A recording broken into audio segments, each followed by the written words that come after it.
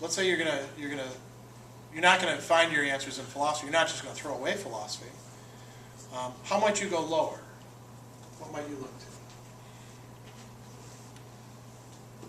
What activities might get you out of that problem? They might solve those problems for you in a way by just, ignoring them. Go ahead. A dismissal, just Yeah, you could say, it's not important. yeah, you could become sort of a skeptic or a cynic and say, these are all just ideas, And once you start to accept that sort of perspective, you still have the problems. How should I run my life? What should I pursue? What are you going to do? Which direction are you going to go? You could watch TV and drink beer all day. Some people do that. That's a way to get through it, right? After a while, the rent has to be paid though, and you get bored with just watching TV all the time, I suppose. You can pursue a life of pleasure. You can find ways to lose yourself. You don't actually have to be a Christian philosopher to think about this. Heidegger actually thought these sort of thoughts. He thought that modernity, Nietzsche thought these sort of thoughts too. Thought that modernity had lost sight of it, these great ideals. Philosophy had led nowhere. And so what should you do? This is what he calls the problem of nihilism. What do you do when values have become devalued? Another alternative would be philosophy actually looks elsewhere. It humbles itself and looks elsewhere for answers to these problems. And when it does, it accepts things into itself, and it still works on them as philosophy. Reason doesn't go on a holiday as soon as it starts looking at faith, but it starts to become much more receptive. And it starts to say, I don't have the answers to everything. This way of life is not giving me the answers to everything. They talk about it very like the Ecclesiastics, like that. Yeah.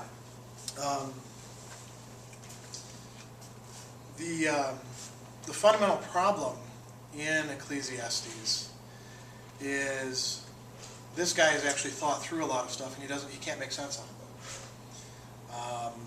it. And who is it in the persona of called sometimes a Solomon, and it's supposed to be somebody who belongs to this wisdom tradition, and they have tried to make sense out of the fact that what's the one thing that really sticks in their craw in Ecclesiastes? Chasing after the wind. Well, that's part of the problem. That it all turns out to be vanity. It all turns out to be chasing after the wind. What's the one thing that really bugs them? What's that? Evil's not. Exactly. Yeah. Why is it that not only am I going to die like a dog like everybody else, even though I'm really bright and I've studied all these things, they all turned out to be vanity.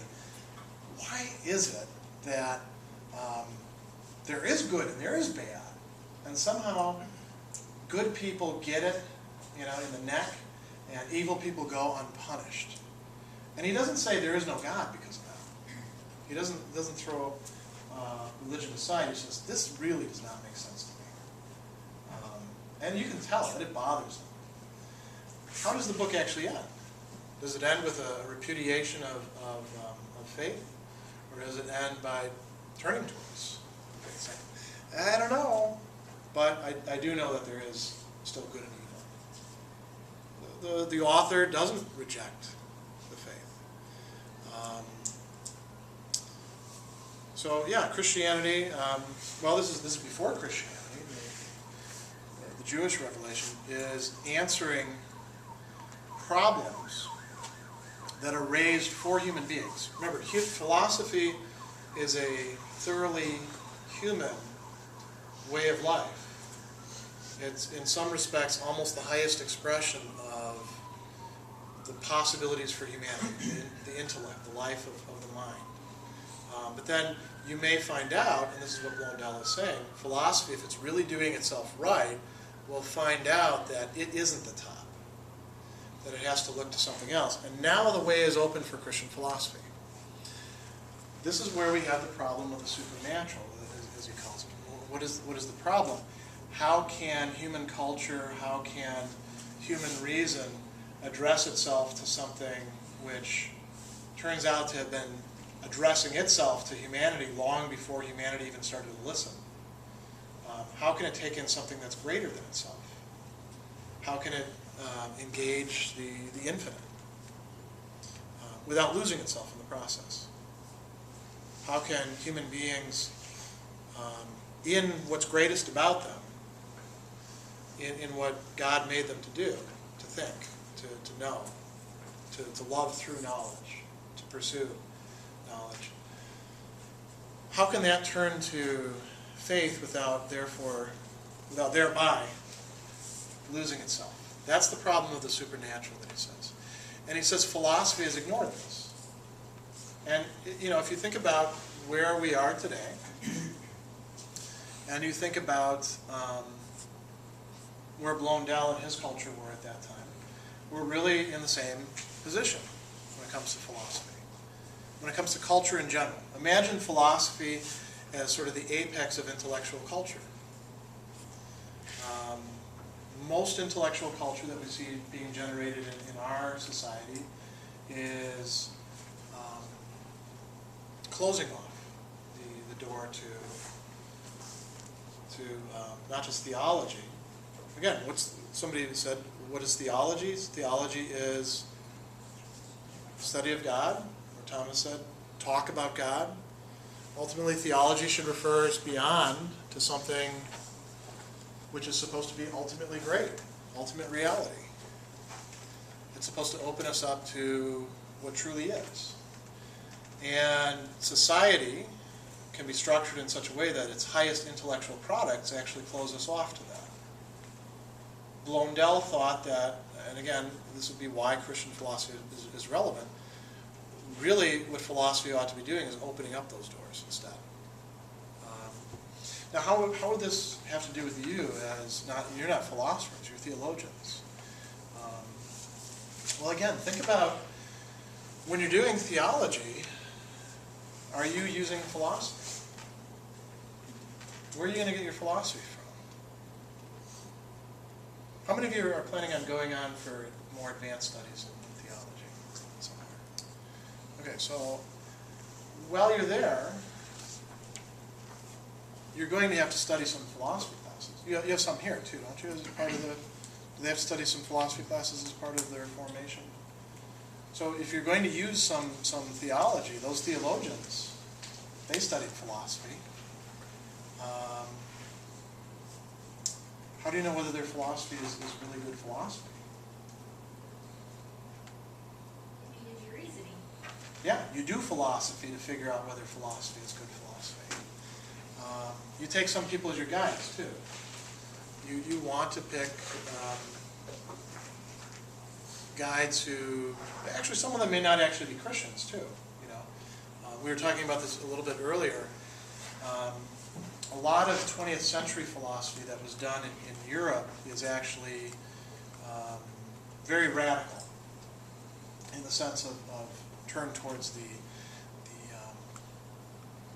left intellectually.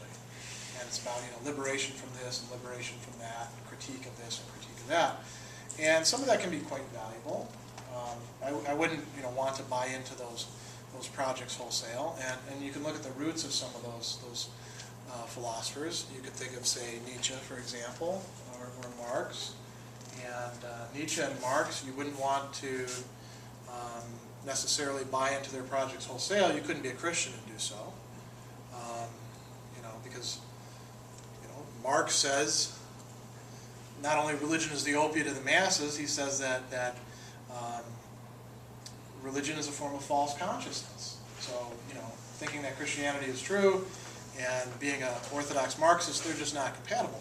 But you could take a lot from Marx in order to do philosophy well. You could take bits and pieces of those critical aspects to try to open up gaps. Blondel was doing that.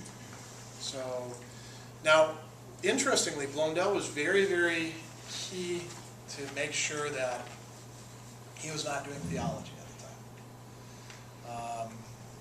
Because if you were doing theology, you could get in trouble. If you're just doing philosophy, then you're just doing philosophy, and they may not like you, talking bad about Thomas Aquinas or something like this. This is the time when Thomas Aquinas was sort of, the guy who ruled the roost. But if you were doing theology, then you could actually be censured for that. So he made sure to say, I'm always just doing philosophy. What do we call him today? We actually call him a fundamental theologian. Fundamental theology is that branch of theology that looks for the conditions for the acceptance of the Word and what has to be there in order for the human being, the rational human being, to open themselves up and to accept the Word and to be in communities and for this to have some sort of effect. There's actually an interesting book out there by Karl Rahner called Hearer of the Word, which does precisely that. That's very indebted to Maurice Blondel.